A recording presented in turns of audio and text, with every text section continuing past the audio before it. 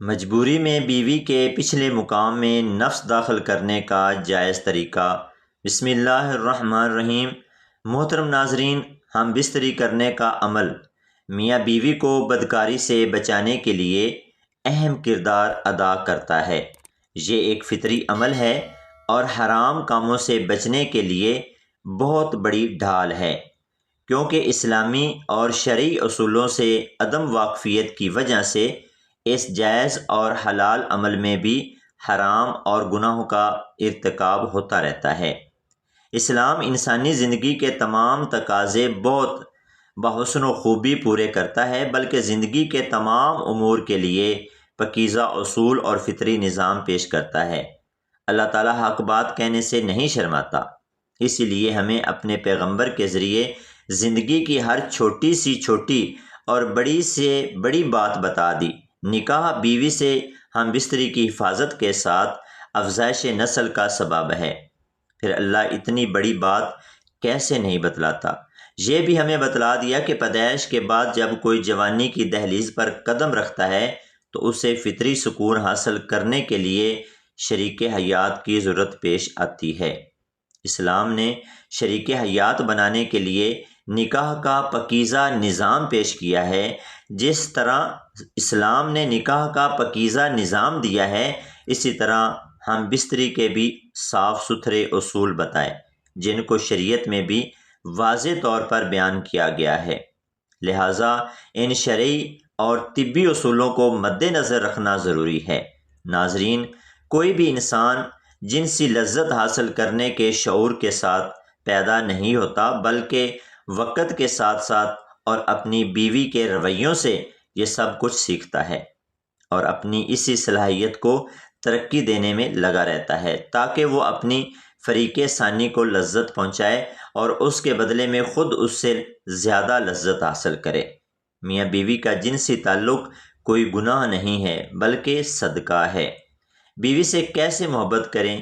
شریعت مطہرہ نے بیوی کے پورے بدن سے فائدہ اٹھانے کی اجازت دی ہے، البتہ پچھلے مقام میں صحبت کرنا بیوی سے حرام ہے کہ وہ جمع کرنے کا محل اور مقام ہی نہیں ہے، اس لیے صحبت اگلے حصے میں ہی جائز ہے۔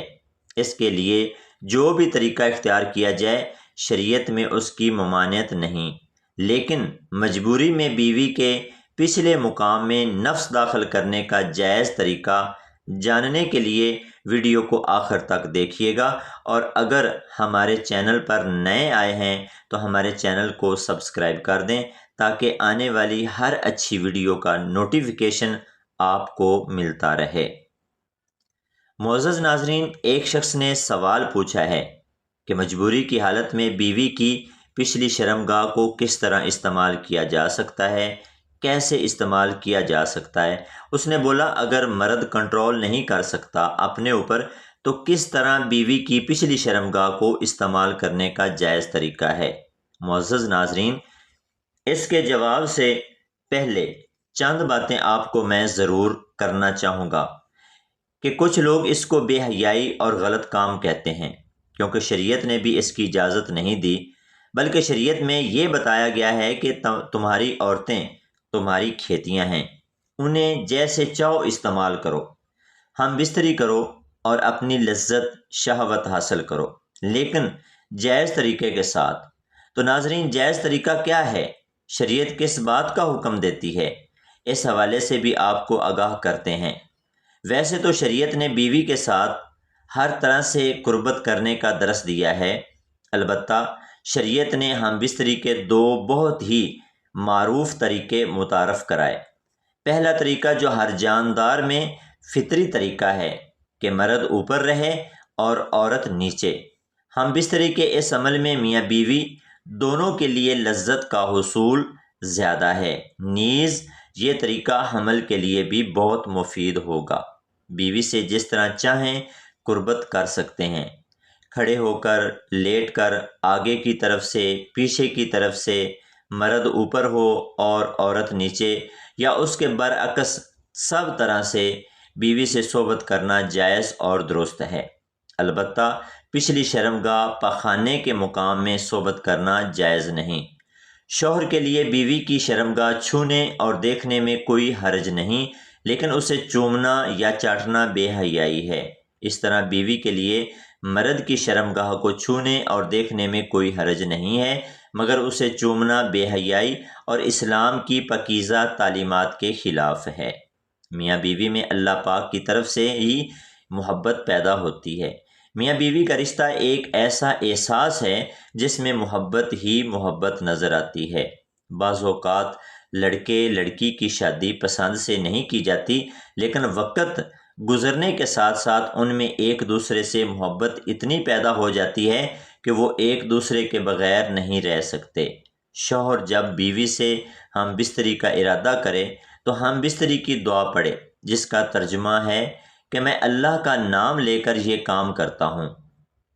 اے اللہ، تو ہمیں شیطان سے بچا، اور جو اولاد تو ہم کو دے اس سے بھی شیطان کو دور رکھ۔ اس دعا کو پڑھ لینے کے بعد اس وقت کی ہم بستری سے جو اولاد پیدا ہوگی، شیطان اسے کبھی نقصان نہ پہنچا سکے گا۔ اس دعا کو ضرور پڑھنا چاہیے، کیونکہ ہم بستری کے وقت اللہ کا نام نہ لینے سے شیطان کا نطفہ بھی مرد کے نطفے کے ساتھ اندر چلا جاتا ہے۔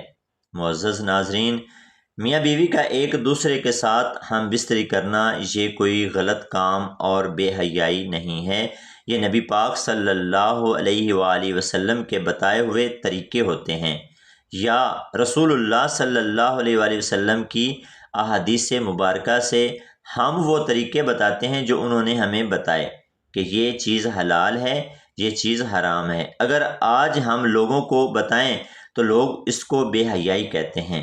یہ آپ ہمیں بے حیا نہیں کہہ رہے ہوتے، آپ ان مسائل کو، ان فقہا کو، ان احادیث کو بے حیا کہہ رہے ہوتے ہیں جو قرآن و حدیث کے ذریعے ہم تک پہنچی ہیں۔ آپ کہیں بھی کسی بھی جگہ، یہ کسی بھی مکتب فکر کی فقہی کتاب اٹھا کے دیکھ سکتے ہیں، ان میں ایسے مسائل بہت سارے موجود ہیں۔ ہم بستری کے متعلق ہیں، طلاق کے متعلق ہیں، نکاح کے متعلق ہیں، بہت سارے مسائل ایسے موجود ہیں جو شاید آپ کی آنکھوں سے پردہ ہٹا سکتے ہیں۔ اور اس دور میں ایسے سوالات بہت زیادہ پوچھے جاتے ہیں، کیونکہ اس طرح سے مغرب کی تہذیب ہمارے اندر گھس رہی ہے۔ اس کو دیکھا جائے تو ایسے سوالات کا پیش آنا کوئی بڑی بات نہیں ہے۔ معزز ناظرین، جو اس شخص نے سوال کیا کہ مجبوری کی حالت میں بیوی کی پچھلی شرمگاہ کو کس طرح ہم بستری میں استعمال کر سکتا ہوں، کوئی جائز طریقہ ہے یا نہیں؟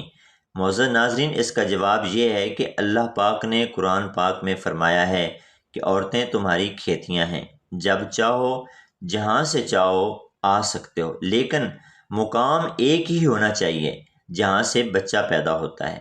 کسی اور مقام سے ہم بستری کرنا یہ جائز نہیں۔ اس وجہ سے مرد کو چاہیے کہ پہلے کنٹرول کرے۔ اگر وہ اپنے اوپر کنٹرول نہیں رکھ سکتا، مجبوری کی حالت میں کسی سفر سے دور دراز عرصے کے بعد آتے ہیں، تو آگے بیوی کو حیض ہوتا ہے جسے ماہواری کہتے ہیں، اس صورت میں پھر مرد کو چاہیے کہ بیوی کی دونوں رانوں کو ملا کر ان کے درمیان میں رگڑ سکتا ہے، چاہے پیچھے سے ہو یا آگے سے ہو۔ ایسا کوئی مسئلہ نہیں ہے، اس کا کوئی گناہ نہیں ہے، لیکن اندر کہیں بھی دخول جائز نہیں ہے۔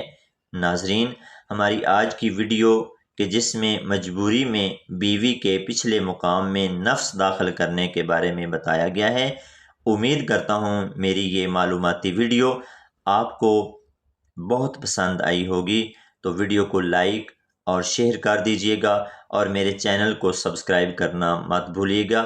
اللہ تبارک و تعالیٰ سے دعا ہے کہ اللہ پاک ہمیں سمجھنے کی اور عمل کی توفیق دے، آمین۔ وما علینا الا البلاغ المبین۔